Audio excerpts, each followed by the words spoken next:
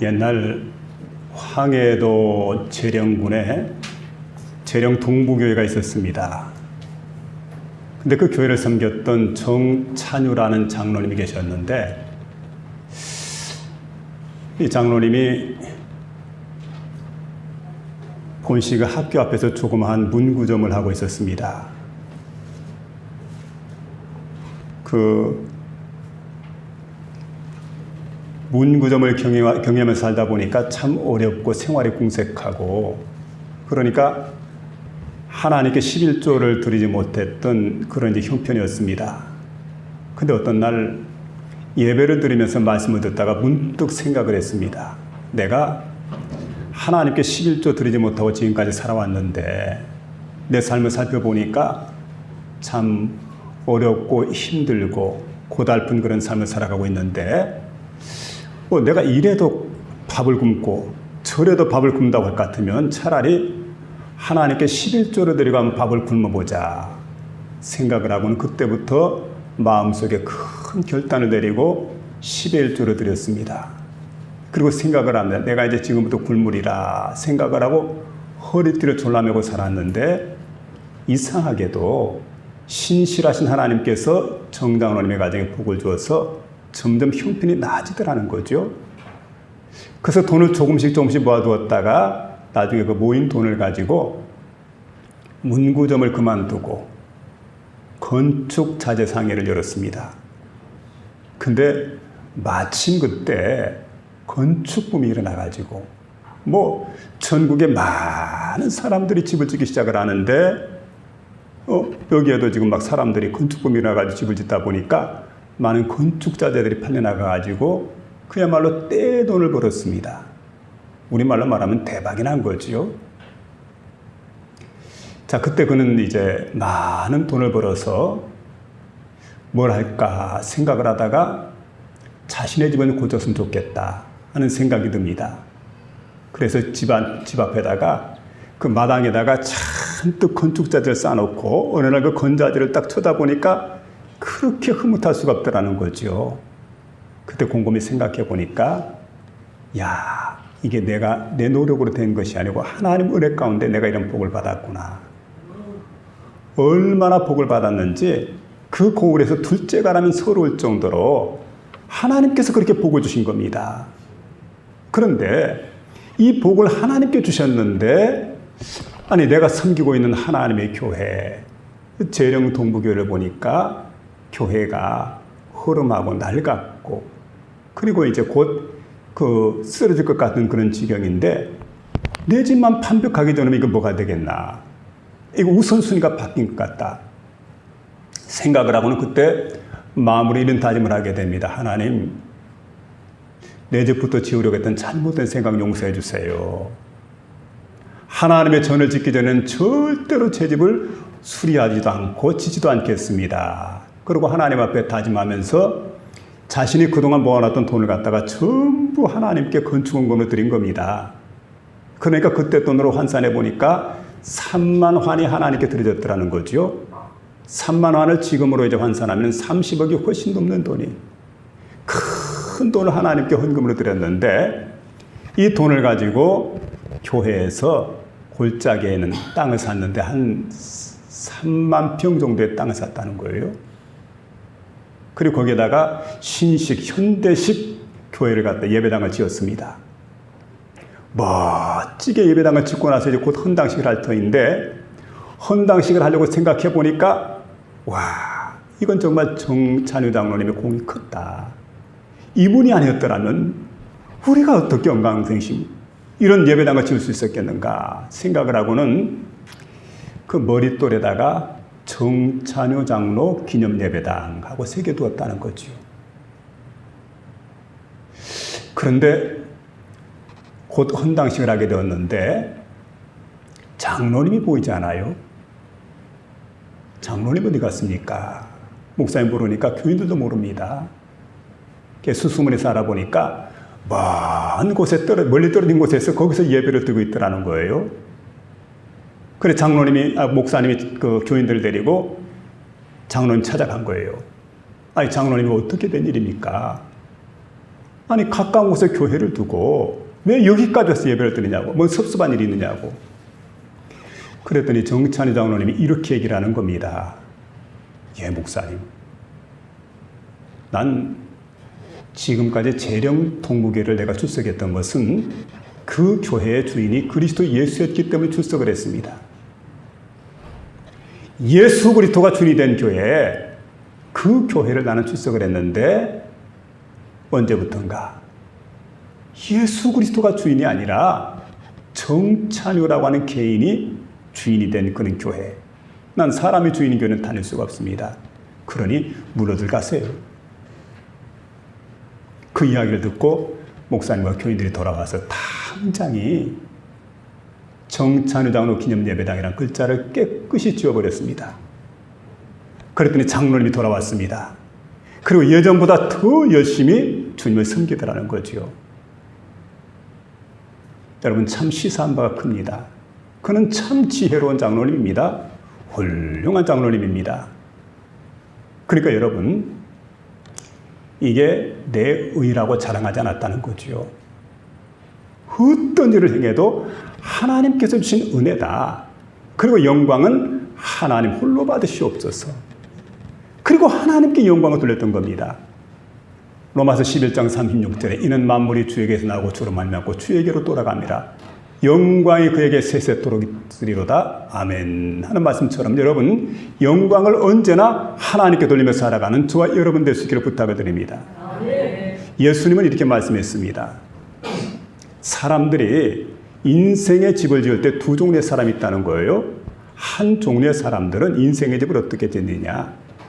반석의 집을 짓는 지혜로운 사람. 또 한 종류의 사람은 모래 위에 집을 짓는 참 어리석은 사람이 있다는 거예요. 오늘 본문에서도 바울은 인생의 집을 짓는 것에 관한 그 비유를 말씀해 주고 있습니다. 어떤 집을 지어야 될 것인가? 내가 어떤 건축가가 돼서 인생의 집을 갖다 지어갈 것인가? 오늘 생각해 보면서 여러분 이런 집을 지어야 됩니다. 먼저는 기초가 튼튼해야 되지요. 그리고 좋은 재료로 집을 지어야 됩니다. 그리고 반드시 준공 검사를 해서 여러분 여기 하자가 없어야 되는 겁니다. 이 세 가지 말씀을 생각해 보는 가운데 저와 여러분의 마음속에 크신 은혜가 임하는 복된 시간 될 수 있기를 주의 이름으로 부탁을 드립니다. 아멘. 먼저는 기초공사가 잘 돼야 됩니다. 기초가 튼튼해야 된다. 따라합시다. 기초가 튼튼해야 합니다. 예, 적당히 해서는 안 되죠. 11절 말씀에 그렇게 말하고 있습니다. 이 닦아둔 것 외에 능히 다른 터를 닦아둘 자가 없으니 이 터는 곧 그리스도 예수라고 말합니다. 그러니까 이제 생각을 해야 돼요. 터를 어떻게 닦을 것인가. 건축을 하기 위해서 설계도가 나왔는데 설계도대로 우리가 그 집을 짓게 될 때 어떻게 터를 닦아야 될 것인가. 어떤 터 위에 세워야 될 것인가. 기초공사가 참 중요하죠.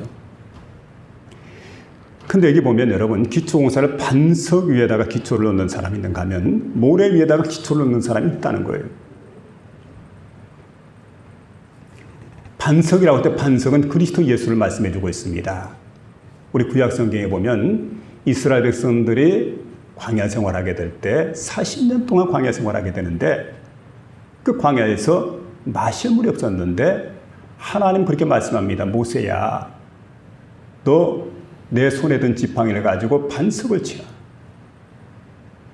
여러분 물은 땅속에서 솟아나는 건데 왜 반석을 치라 했을까요? 하나님께서 물을 주기 위해서 반석을 쳤더니 그 반석이 갈라지면서 거기에 생수가 나오게 됩니다. 그런데 사도 바울은 고린도전서에서 10장 4절에 그렇게 해석을 하고 있습니다. 자, 반석에서 나오는 신령한 음료를 갖다가 이스라엘 백성이 마셨다는 건데 그 반석이 계속해서 따르는 반석이에요. 별명이. 이스라엘 백성이 장소로 옮길 때마다 이 반석이 따라가고 반석을 쳐서 샘이 솟게 되고 근데 그 반석은 곧 그리스도 예수라 이렇게 말씀해 주고 있기 때문에 반석 위에 집을 짓는다는 건 곧 뭘 얘기하는 겁니까? 인생의 기초를 바로 그리스도 예수 위에다 놓게 되는 이런 사람이 여러분 믿음의 사람인 줄로 믿습니다. 인생의 공사를 잘하는 사람이에요. 그래서 그리스도 예수 위에다가 우리가 터를 닦아야 된다. 터를 잘 여러분 닦게 되면 반석 위에 터를 갖다 닦게 되고 거기에다가 집을 짓게 되면은 집이 반듯하게 잘 올라가게 높은 건물을 지어도 까딱이 없습니다. 그런데 만일에 여러분 기초가 부실하게 되면 어떻게 될까요? 건물이 올라가면서 나중에 보면 이게 비뚤비뚤해지게 됩니다. 그리고 언젠가는 넘어질 수밖에 없어요. 이태리에 있는 토스카나주에 잘 아는 여러분 피사의 사탑이 있습니다. 근데 그 피사의 사탑이 원통형으로 둥그렇게 되어 있는데 대리석 건물입니다. 이 대리석 건물인데 무려 높이가 58.36m, 8층 탑입니다. 그런데 무게가 얼마인가 하고 보니까 무게가 14,453톤이 나간대요. 상당하죠? 자, 이런 이제 거대한 건물인데 1174년에 이 건물을 갖다가 이제 짓기 시작을 했는데, 근데 문제는 기초가 부실했다는 거예요. 그럼 여러분 기초가 부실했으면 기초가 잘못됐으니까 다른 곳에 기초를 세우든지 아니면 기초를 새로 해가지고 건물을 지어야 될 터인데 그걸 알면서 묵인하고 그리고 그 위에다가 조적공들이 조적을 한 거지요. 그리고 그 위에 계속해서 건물을 지었습니다. 건물을 마감을 했어요. 그래 지금 보니까 건물은 그대로 남아있는데 기울기가 5도 정도가 건물이 기울어져 있습니다.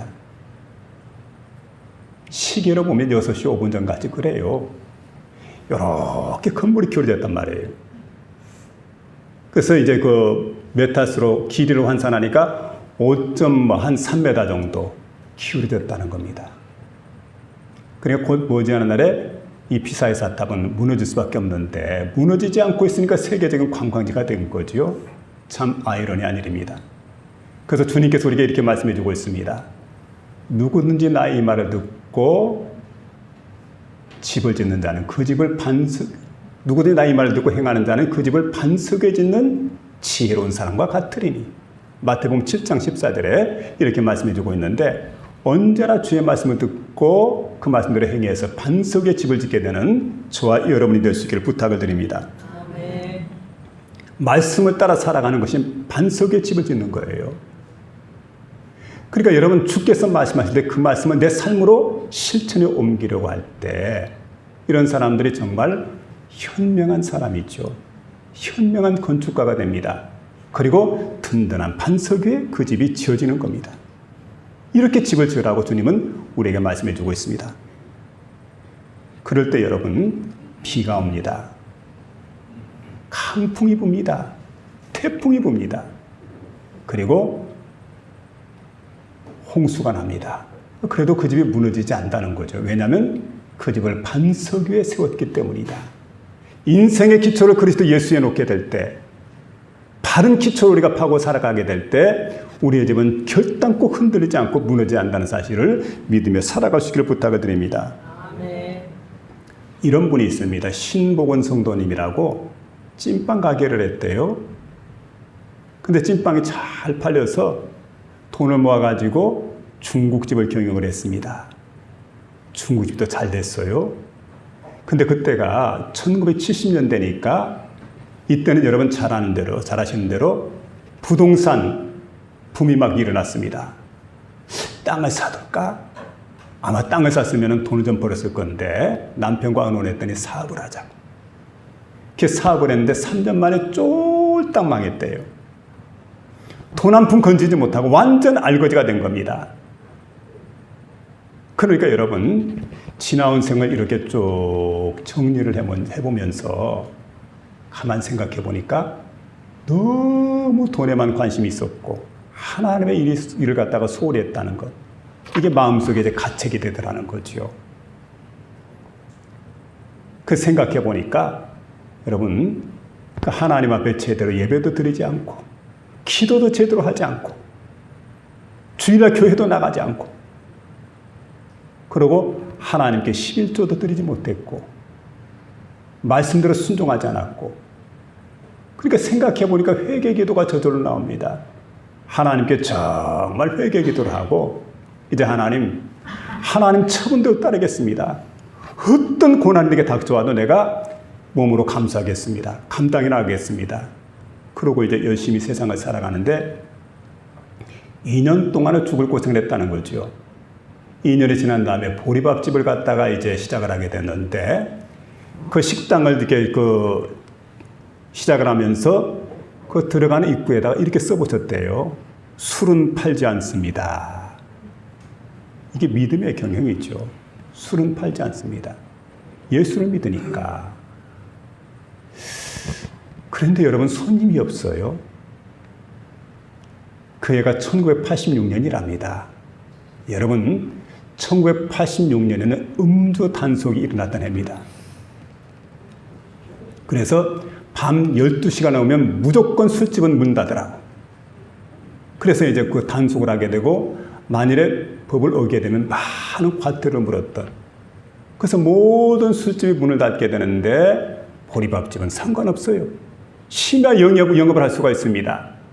그 12시간 넘어도 손님들이 오게 되는데 주로 야근하는 사람들, 또 택시 운전하는 사람들, 경찰관들, 뭐 이런 사람 들어오기 시작하는데 하루에 밥이 보니까 한 400그릇 정도가 팔렸대. 장사가 잘 됐다는 거죠. 그때 여러분 많은 돈을 벌었습니다. 그리고 그동안 하지 못했던 하나님께 충성해야 되겠구나. 말씀대로 살아야 되겠구나. 그리고 하나님 앞에 11조도 감사헌금도 건축헌금도 드리고 그리고 믿음으로 경영했다는 거지요. 믿음으로 기초를 쌓았더니 이분이 간증을 합니다. 하나님께서 복을 주시는데 30배, 60배, 100배의 복을 주시더라. 이분이 이렇게 간증을 하더라고요. 여러분, 하나님 말씀 위에 사업의 터를 세워야 됩니다. 하나님 말씀 위에 인생의 터를 세워야 됩니다. 하나님 말씀 위에 여러분 가정을 세워야 돼요. 하나님 말씀으로 자녀도 교육을 시켜야 됩니다. 그래서 여러분 가장 기초가 뭐냐? 하나님 말씀, 그리스도 예수, 그분이 기초가 될 때 우리 인생은 복된 인생이 됩니다. 성공하는 인생이 됩니다. 여러분 우리 인생은 날마다 주님께서 함께 하시는 그런 인생이 된다는 사실을 믿으며 살아가시기를 부탁을 드립니다. 아멘. 두 번째는 좋은 재료를 사용해야 됩니다. 여러분 터가 좋아야 되지만 재료가 또 좋아야 돼요. 따라합시다. 좋은 재료를 사용합시다. 예. 12절에 그렇게 말하죠. 만일 누구든지 금이나 은이나 보석으로, 자, 금이나 은이나 보석이나 나무나 풀이나 지푸로 그 터 위에 세우면 각 사람의 공적이 나타나리니, 이렇게 말하는데, 그럼 어떤 걸로 우리가 그 재료를 삼을 것인가? 6가지. 금, 은, 보석, 나무, 집, 풀, 6가지인데 두 종류는 알 수가 있습니다. 하나는 금은 보석, 또 하나는 나무나 풀이나 집입니다. 자, 금은 보석을 먼저 생각해 보세요. 특징이 있습니다. 이건 바로 이제 불연성입니다. 불에 타지 않는다는 거예요. 썩지 않습니다. 변하지 않습니다. 영구적입니다. 아름답습니다. 얻기가 쉽지 않습니다. 그리고 땅속 깊숙한 곳에서 광맥을 찾아가지고 얻어야 됩니다. 그만큼 절실한 노력이 필요하죠. 그 눈에 쉽게 띄지 않는다는 거예요. 여러분, 하나님께 인정받는 성도가 누굴까요? 하나님께서 원하시는 성도가 누굴까요? 그런 성도가 여러분, 남 앞에 자기를 들춰내는 게 아닙니다. 땅속 깊은 곳에 광맥이 있는 것처럼 이름 없이, 빛도 없이 숨어서 열심히 충성하고 헌신하고 봉사하는 성도를 하나님께서 귀하게 여기신다는 사실을 믿으며 살아가는 저와 여러분 되시길 바랍니다. 아멘. 그렇게 되어지게 될 때 이런 사람이 어떤 사람입니까? 금은 보석의 재료를 사용해서 집을 짓는 사람과 똑같다는 거예요. 그래서 어떤 일을 행하더라도 영광은 하나님께 돌리고 내 이름을 나타내려고 해서는 안 돼요. 내 공로를 나타내려고 해서는 안 돼요. 내가 했다고 해서는 안 돼요. 옛날 선교사님들이 한국에 와가지고 여러 성씨를 조사를 했는데 김씨, 이씨, 박씨가 있는데 일반적으로 말할 때 김씨가 가장 많고 다음은 이씨다 이렇게 얘기하는데 김가, 이가 그러잖아요. 김가가 제일 많고 이가가 그 다음인데 선교사님들이 하는 얘기가 김가보다 이가보다 많은 성이 있다는 거예요. 그게 무슨 성입니까? 내가. 나를 나타내기를 좋아한다는 거예요. 나를 나타내기 좋아해요. 여러분, 내가 나타나는 그 순간에 그 공로는 사라지고 만다는 거예요. 정말 가치 있고 귀중한 것들은 자신을 다 숨기는 거예요. 광백이 돼가지고 땅속 깊숙한 곳에서, 보이지 않는 곳에서 그렇게 역할하는 것, 이게 귀한 여러분 보석 같은 성도가 된다는 사실을 믿으며 살아갈 수 있기를 주의 이름으로 부탁을 드립니다. 다음에는 나무나 풀이나 집 이렇게 말하게 되는데, 나무나 풀이나 집은 어떤 겁니까? 이건 바로 이제 가연성입니다. 불에 잘 타요. 그리고 쉽게 변합니다. 잘 썩습니다. 그리고 흔합니다. 아름답지 못합니다. 또 하나 특징인데 뭐냐면 돌출되어 있다는 거예요. 그래서 여러분, 하나님 앞에서 건축 자료를 사용할 때 이런 걸 사용하면 안 된다는 거예요. 무슨 얘기입니까? 우리가 신앙생활하면서 세상을 살아가면서 인생의 집을 지으면서 자꾸 자신을 들춰내려고 그래요. 자기를 자꾸 과시하려고 그래요. 자기를 자꾸 보이려고 그래요. 그 사람이 누굽니까? 바리새인들이에요. 이스라엘의 신앙인들이 그렇게 살았다는 거죠. 다른 사람에게 보이기 위해서 사람에게 보이려고. 그 주님 말씀하지 않습니까? 사람에게 보이려고 너희 일을 행치 마라. 절대 그렇게 살지 말라. 그래서 여러분, 누가 인정해 주니 많으니, 그럴 수가 있냔 말이야. 그래가지고 사랑이 있다 없다. 여러분, 그래서는 안 됩니다. 우리가 이 일을 행한 후에는 나는 하나님 무익한 종입니다. 내가 한 모든 건 내 공로가 아닙니다. 하나님이 은혜 주셔서, 하나님이 물질 주셔서, 하나님께서 하게 해주셔서 하셨습니다. 하나님 영광 받아주세요. 이렇게 나가는 거예요. 생각해 보니까 그래요. 제가 지금 목회를 합니다만 여러분, 성도들이 모이는 것도, 성도들이 변화가 되는 것도, 하나님의 은혜를 받는 것도 모두가 하나님이 하시는 거예요. 그리고 여러분, 마지막 끝날 때 어떻게 합니까? 하나님, 나는 무익한 종입니다. 영광을 하나님 받아주세요. 하나님이 하셨습니다. 그리고 자신을 숨길 줄 아는 그런 복된 심령이 될 수 있길 바랍니다. 나무나 풀이나 집까지 늘 자신을 들추면서 자신을 나타내면서 과시하면서 그렇게 살아가서는 안 돼요.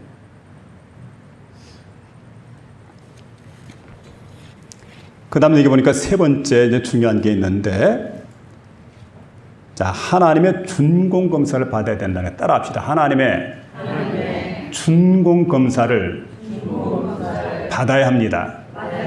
여러분, 이제 건축할 때 보면 준공 검사가 필요하죠. 관청에서 떡 나와가지고, 자, 준공 검사할 때 이걸 보게 됩니다. 부실공사인지 아닌지를 봐야 돼. 또 하나는 설계도대로 됐는지 안 됐는지 이걸 정확히 검사를 해야 돼. 그러니까 준공 검사를 잘해야 되죠. 성수대교 준공 검사 잘못했어요. 삼풍백화점 준공 검사 잘못한 거 아닙니까? 재료를 싹 빼먹었는데, 그러면 여러분 이건 검사해주면 안 되잖아요. 사람은 부정확합니다만, 그런데 여러분 정확히 준공 검사를 하시는 분이 있습니다. 그분이 누굴까요? 하나님이라는 사실이에요. 여러분, 오늘 본문에 그렇게 말씀하지 않습니까? 각각 공적이 나타나리니 그날의 공적을 밝히리니 이는 불로 나타내고 그분이 각 사람의 공적이 어떤 것을 시험할 것임이라고. 누가 하는 겁니까? 하나님께서 불로서 공적을 다 심판하는 날이 돌아오게 된다. 여러분, 그렇게 믿음으로 우리가 살아야 돼요. 근데 마지막 준공검사할 때 불에 싹 태웠는데 그대로 남아있는 경우가 있어요. 그게 뭘까요? 금은 보석으로 집을 지은 사람입니다. 그러면 어떻게 됩니까? 그게 그대로 남아있기 때문에 상을 받습니다. 영광을 얻습니다. 칭찬을 듣게 됩니다. 착하고 충성된 종아 잘하였도다. 그런가 하면 여러분, 마지막 심판의 날에 불에 태웠는데 사라져버리고 말았어요. 아무것도 남지 않았습니다. 보세요. 나무나 풀이나 짚으로 만일에 집을 지었다고 한다면 다 불타버릴 수밖에 없잖아요. 아무것도 남지 않습니다. 잿더미밖에 없습니다. 그러면 그때 여러분 구원받게 되는데 어떤 구원입니까? 부끄러운 구원입니다. 구원받는다는 거 뭘 얘기합니까? 터는 남아있다는 거예요. 다 불타버려 터가 있는데 그 터가 바로 그리스도 예수 위에, 예수를 믿는 믿음 위에 세워진 터라고 한다면 그 터는 그대로 존속이 되는 것처럼. 근데 터는 남아있는데 모든 집들이 불타버렸기 때문에 얼마나 부끄러워요. 부끄러운 구원받게 된 롯과 같은 자리로 나가게 된다는 거예요. 자, 어느 날인가 우리가 이제 그 환난의 바람이 불게 되고 시험 받는 날이 반드시 오게 되는데 그 시험 받는 날 우리가 세 가지를 생각해야 돼요. 먼저는 환난의 바람으로 시험을 한다는 거예요. 평소에는 신앙생활 잘한 것 같은데 제가 목회하면서 보니까 그래요. 근데 가정에 큰 풍파가 들이닥치게 되니까 하나님을 원망합니다. 하나님께 불평합니다. 딴에는 혼자 다 믿는 것처럼 했는데 하나님 원망하고 불평하고 그리고 난 다음에 교회 나가느니 마느니.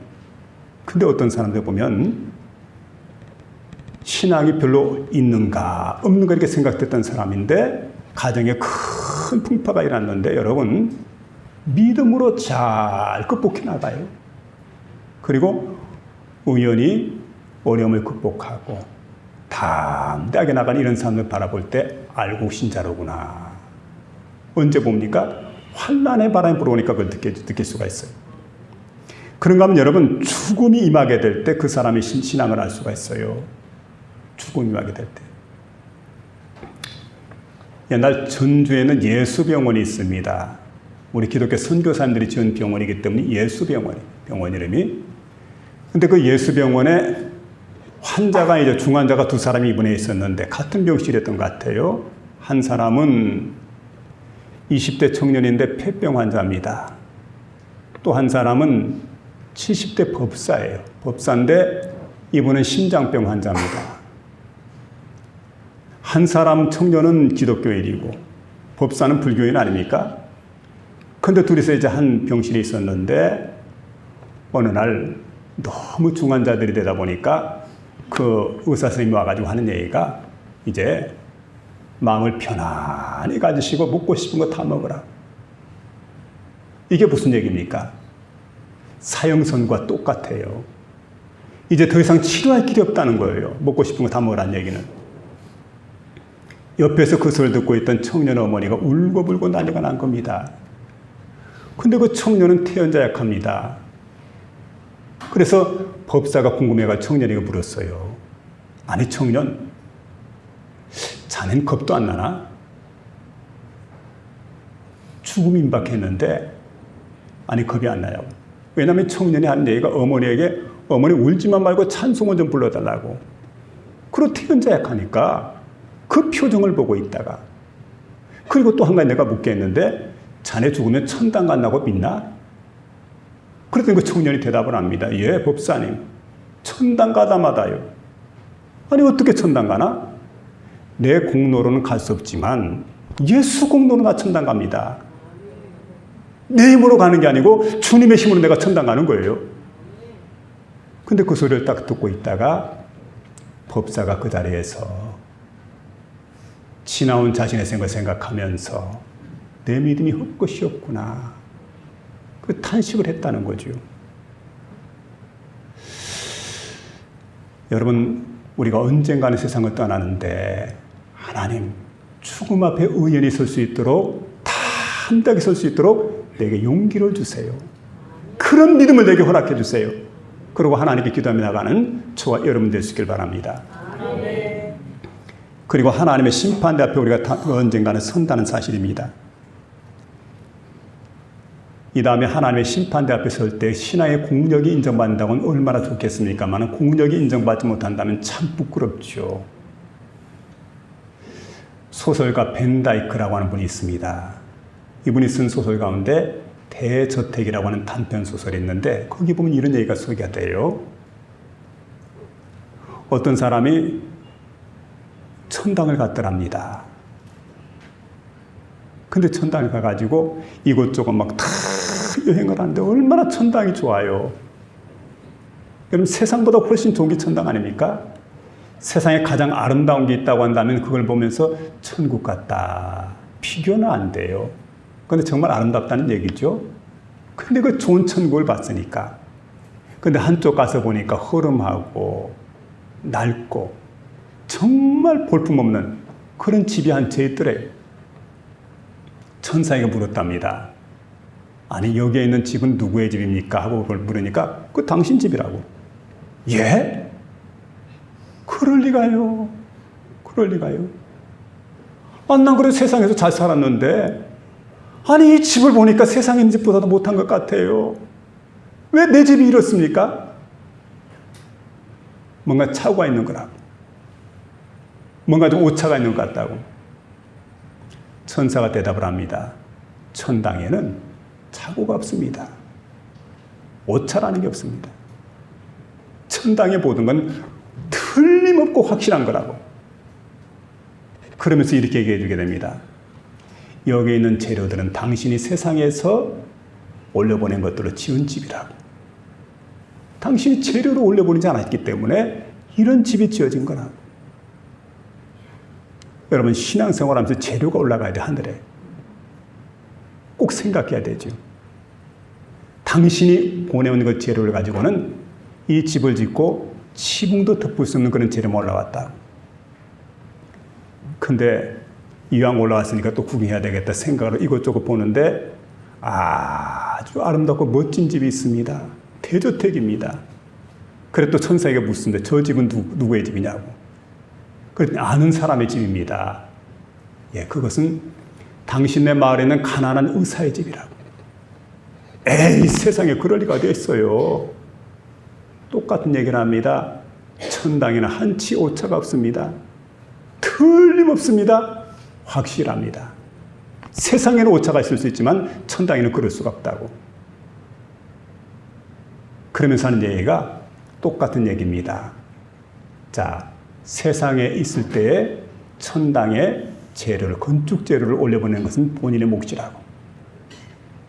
근데 저 사람 의사는, 가난한 의사는 평소에 하나님을 충성스럽게 섬겼고 또 이웃에게 많은 걸 베풀며 살았던 선한 일 행하기에 힘을 썼던 이런 그 의사였기 때문에 그가 보내온 재료를 가지고 집을 지었는데 이렇게 멋지고 아름다운 집을 지을 수가 있었다. 여러분 세상에는 오차가 있을 수 있지만 천당에는 절대로 오차가 있을 수 없다는 거지요. 다시 한번 저와 여러분 인생의 집을 짓는 지혜로운 건축가가 되어야 됩니다. 어떤 집을 짓기를 원합니까? 그리스도 예수의 터 위에다가 집을 지을 수 있길 바랍니다. 가장 귀한 금은 보석으로 집을 지을 수 있길 바랍니다. 이건 뭡니까? 불연성이에요. 가연성을 가지고 집을 지으면 안 돼요. 여러분 집이 홀라당 불타버리면 어떻게 되겠어요? 그리고 준공검사를 필해야 돼요. 주님께서 인정하는 착하고 충성된 종아 잘하였도다. 좋은 집을 지었도다. 칭찬함을 듣게 되는 저와 여러분 다 될 수 있기를 주의 이름으로 축원합니다.